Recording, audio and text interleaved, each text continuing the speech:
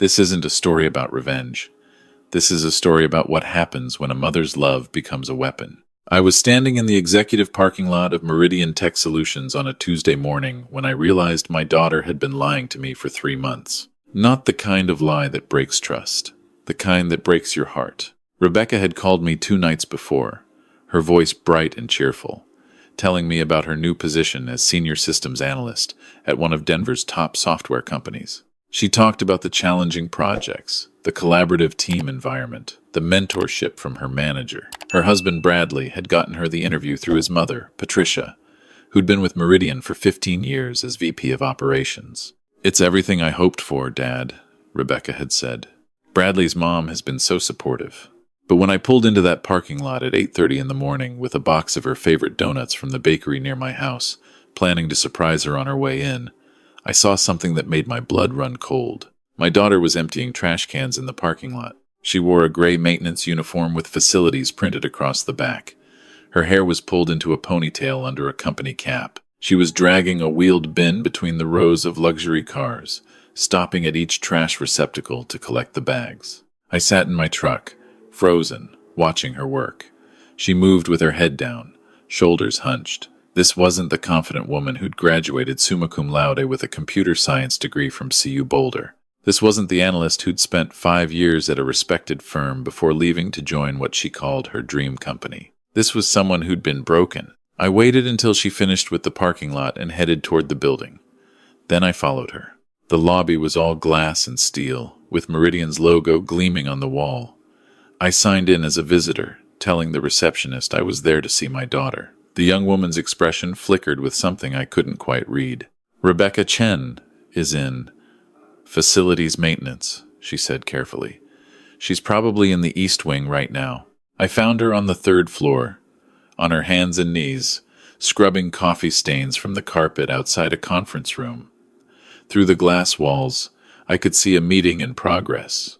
About a dozen people in business attire, including a woman who had to be Patricia, based on the photos Rebecca had shown me. Bradley's mother was presenting something on a screen, gesturing confidently. Rebecca didn't see me at first. She was focused on the stain, working a brush in small circles. Her hands were red and raw. "Rebecca." She jerked upright, eyes wide with panic when she saw me. The brush fell from her hands. "Dad." Her voice cracked. "What are you doing here?" "I brought breakfast." I held up the bakery box, but it felt ridiculous now, pathetic. "I wanted to surprise you." She scrambled to her feet, glancing nervously at the conference room. "You need to go. Please, I'm working." "Working?" I looked at the uniform, the cleaning supplies, the carpet stain. "Rebecca, what the hell is going on? You said you were hired as a senior systems analyst." "I am." She grabbed my arm, trying to pull me toward the elevators. It's a training program. Everyone starts in different departments to understand the company operations. It's temporary." 3 months of cleaning floors is temporary? "Dad, please." The conference room door opened. Patricia emerged, her heels clicking on the polished floor. She was in her late 50s, impeccably dressed in a tailored navy suit. Her smile was thin and sharp. "Rebecca, you missed a spot near the door." She pointed at a scuff mark, "and the trash cans in the break room need to be emptied before lunch." "Yes, Mrs. Chen," Rebecca said quietly. "Mrs. Chen. Not Patricia, not Mom." I stepped forward. "I'm Rebecca's father, Robert Harrison. We haven't met." Patricia's eyes swept over me, taking in my jeans and flannel shirt. "Ah, yes. Bradley mentioned you." Her tone suggested he hadn't mentioned anything good. "I'm afraid we're in the middle of an important meeting. Rebecca needs to finish her tasks." "Her tasks?" I kept my voice level. I understood my daughter was hired as a systems analyst. She was hired into our integration program. Patricia's smile didn't waver. "We believe in starting from the ground up, learning every aspect of the company. Rebecca is learning valuable lessons about work ethic and humility. On her hands and knees scrubbing carpet, everyone in our family earns their place, Mr. Harrison. We don't believe in handouts." She turned to Rebecca. "Don't forget the executive washrooms need attention before noon." Then she walked back into the conference room without another word. I looked at my daughter, really looked at her. The circles under her eyes, the way she held herself, small and defeated, the the tremor in her hands as she picked up the scrub brush. "Becca," I said softly, "talk to me." "I can't." Her eyes were shining with unshed tears. "I need this job, Dad. Bradley and I just bought the house. We have the mortgage. His family connections are everything in this industry. If I quit, if I complain, it'll destroy his career too." Patricia made that very clear. "What did she say?" Rebecca shook her head. "It doesn't matter. It matters to me," she said. Rebecca's voice dropped to a whisper. She said girls like me, who grew up without money, without connections, need to prove we're not just gold diggers, that I needed to show I could do the dirty work before I'd be trusted with anything important. She said if I caused problems, she'd make sure everyone in Denver's tech community knew I was a troublemaker who couldn't handle entry-level work. The fury that rose in me was cold and calculating. This wasn't just workplace hazing. This was systematic humiliation, designed to break my daughter's spirit. "Where's Bradley in all this?" I asked. Rebecca looked away. "He says his mother knows best, that she's testing me, that if I just stick it out, it'll get better." "How long did she say this training program would last?" 6 months. Maybe longer if I don't demonstrate the right attitude. I thought about my daughter's degree, her skills, her years of experience. Then I thought about her on her knees in that hallway, scrubbing stains while her mother-in-law presented in a glass room 10 feet away. "Go home," I said. "Dad, I can't." "Go home. Tell them you're sick. I need you to trust me." Rebecca searched my face. Whatever she saw there made her nod slowly. "What are you going to do?" "Something I should have done 3 months ago." I pulled her into a hug. She was shaking. "I'm going to fix this." After Rebecca left, I went back to the lobby and asked to speak with Human Resources. The receptionist looked nervous but made a call. 10 minutes later, I was sitting across from a woman named Diana Peters, the HR director. "Mr. Harrison, how can I help you?" "I need to understand your integration program," I said. "Specifically the one my daughter is in." Diana's expression became guarded. "I'm afraid I can't discuss employee details without authorization." "Then let me tell you what I know." I leaned forward. My daughter was hired 3 months ago with a computer science degree and 5 years of analyst experience. She was told she'd be a Senior Systems Analyst.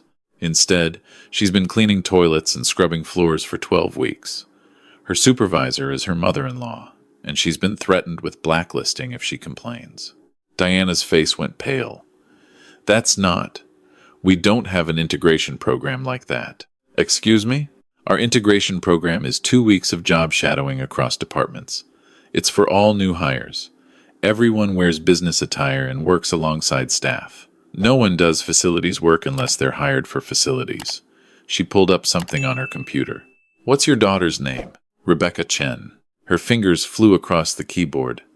Then she stopped, frowning. "Mr. Harrison, according to our records, Rebecca Chen is employed as a maintenance technician.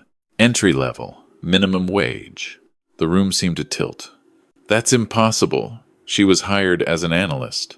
"Not according to the paperwork." Diana turned her monitor toward me. There it was. Contract signed by Rebecca. Job description clearly stating facilities maintenance technician. Who processed this hire? Patricia Chen, VP of Operations.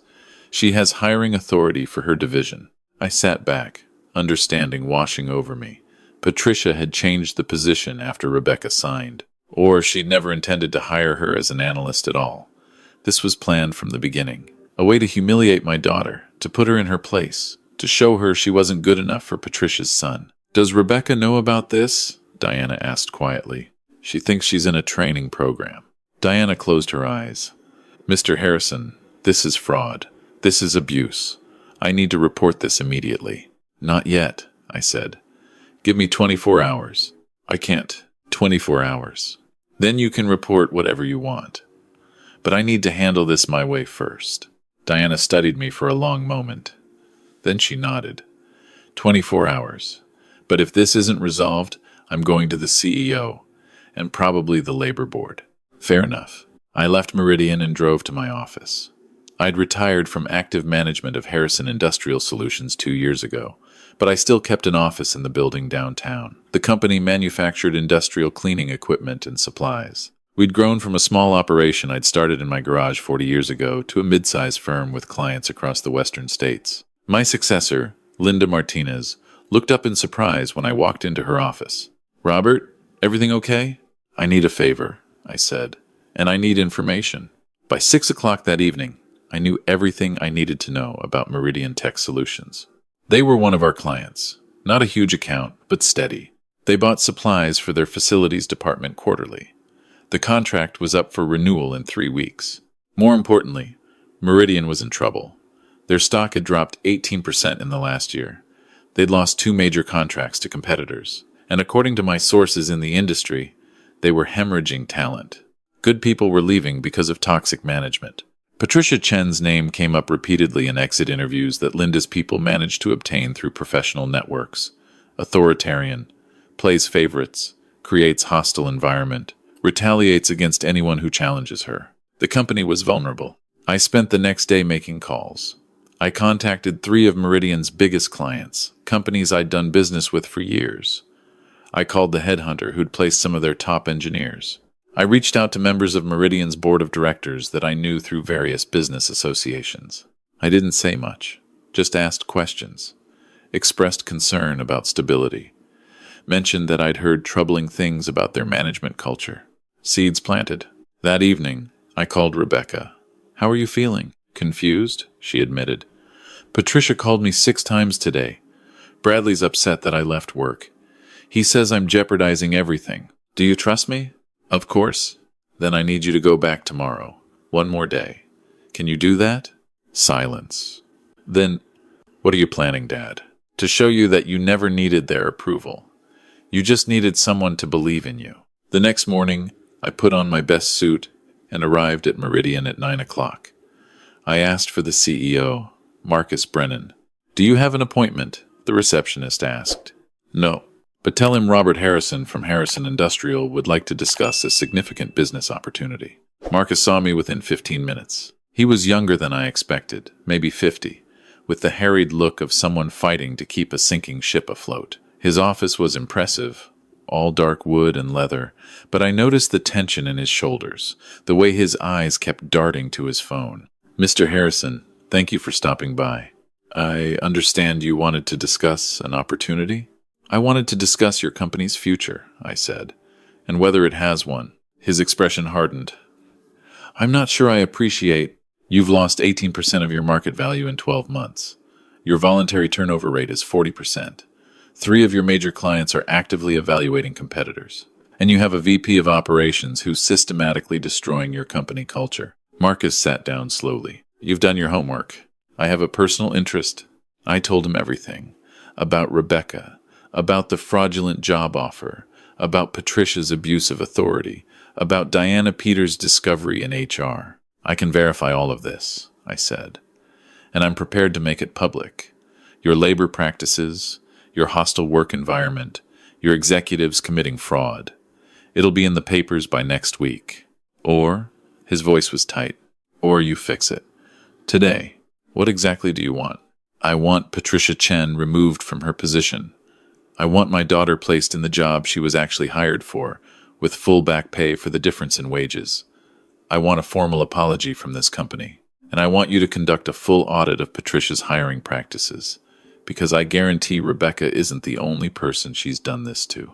And if I do all this, then Harrison Industrial will triple our contract with you. I'll personally recommend Meridian to every CEO I know, and I'll invest in your company.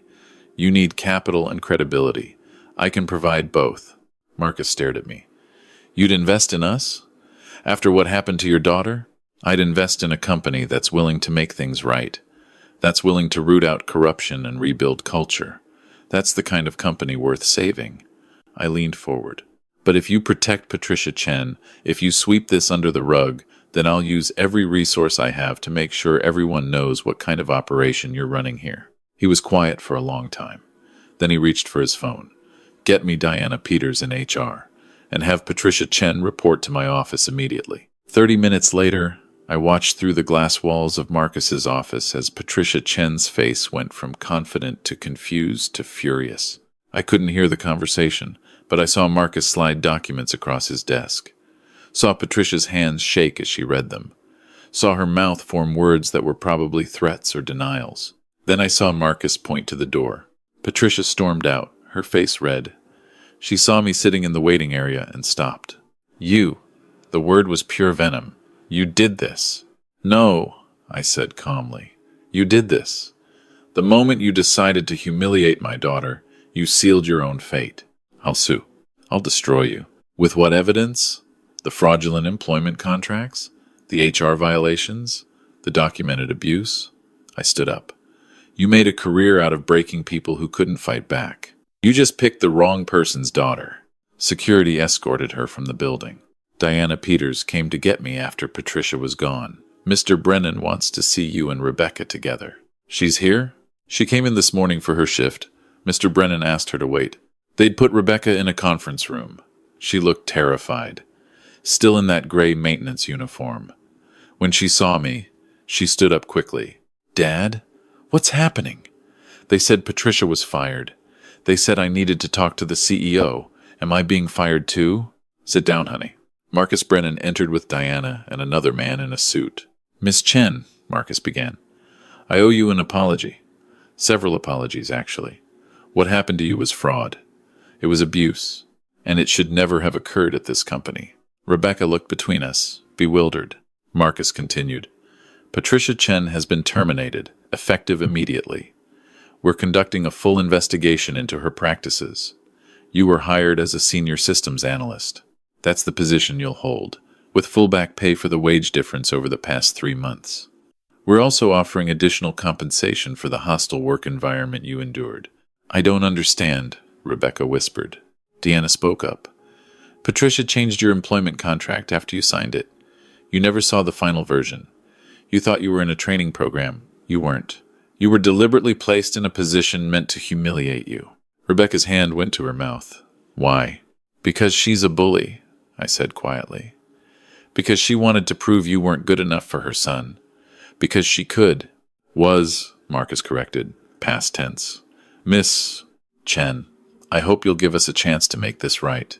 We need good people. We need people with integrity. And clearly, you have more strength than most. Rebecca was crying now. I thought I was failing. I thought I wasn't good enough. You were never the problem, I said. You were just surrounded by people who made you think you were. Diana pushed a folder across the table. This is your actual employment contract. Systems Analyst, Level 3. Salary, commensurate with your experience. Start date. Well, 3 months ago. But we'll count today as your first day in the correct position. Rebecca opened the folder with shaking hands. Then she looked at me. You did this. I just made sure the right people asked the right questions. Miss Chen, the man in the suit said, I'm Jeffrey Rosen, the company's legal counsel. We'd like to offer you additional compensation as a settlement for what occurred. We're prepared to offer 6 months of salary, full health benefits during your transition, and a formal letter of apology that can be shared with any professional contacts. We're also willing to provide counseling services if needed. And Bradley? Rebecca asked quietly. Marcus hesitated. Your husband still works here. That's your decision to make. But I want you to know that we take retaliation seriously. If anyone makes your work environment uncomfortable, we want to know immediately. Rebecca looked at me again. I saw something change in her expression, a hardness that hadn't been there before.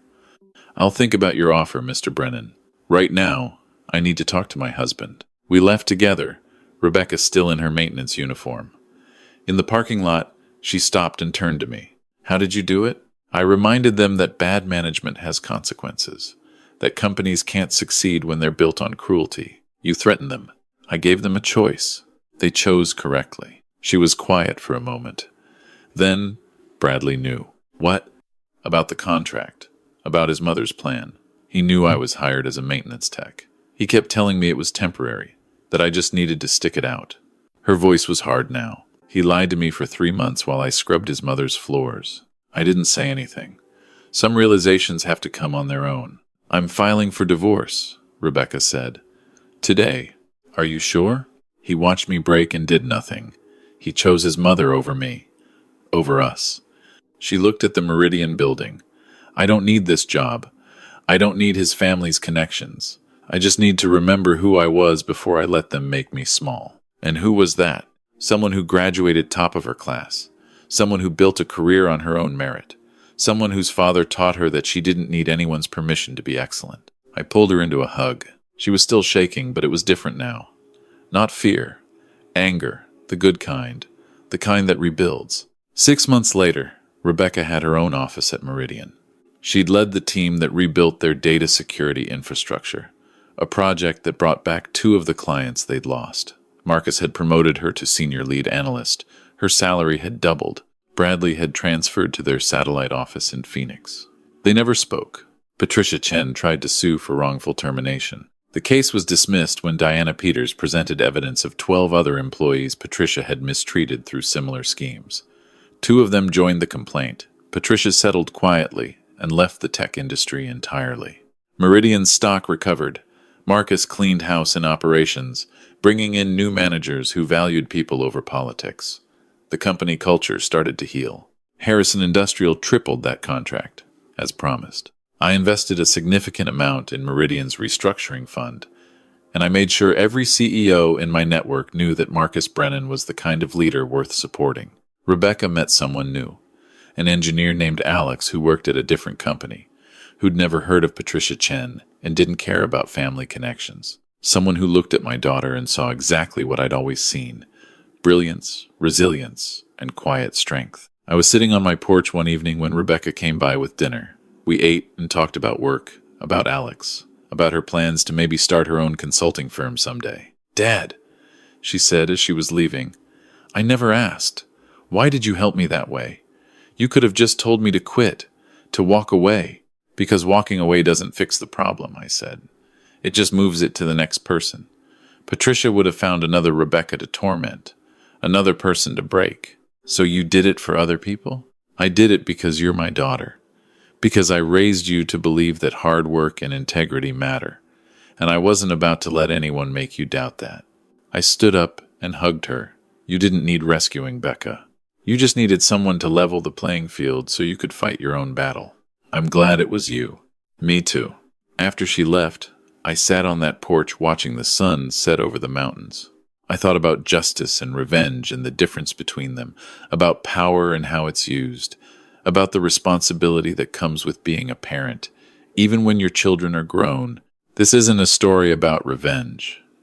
This is a story about what happens when you refuse to let cruelty win. When you remind people that dignity isn't negotiable, that family isn't about blood or marriage or connections. It's about standing up. And sometimes, if you're lucky, you get to watch your daughter remember how to stand up for herself. That's not revenge. That's justice. And it's the best kind.